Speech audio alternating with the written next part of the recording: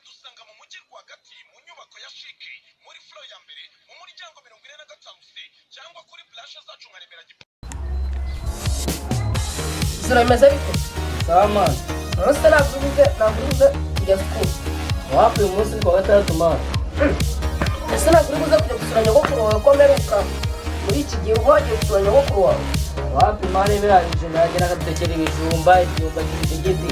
Ibyo bintu bagena abijya ko Ariko mukecuru wawe yagufashe neza. gute. Nambe nawe uragenda iwanyu mu cyaro bakaguhereza amatike n'ibijumba.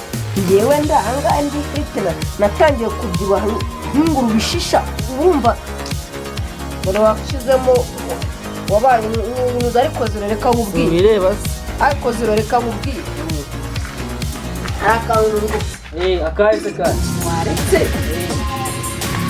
ukajya kwiba karaba gafite ibitekerezo ukajya kwiba eki kiyo ukajya kwiba niho kuva natangira unajya kwiba kandi wari urimo uravuga ngo ufite inzara none utonya kwiba iki n'iki omonabizi ibindi kuko ntabwo urimo uravuga kwiba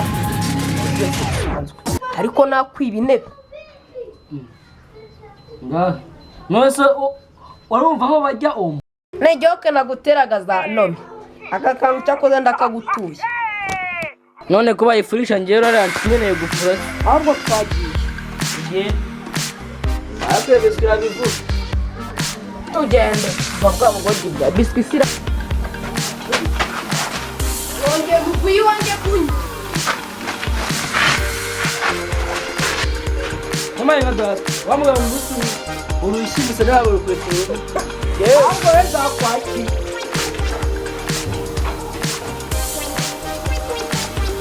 mani unakazero kashobo koko bekana yajaranye n'urukweto. It was at this moment that he knew.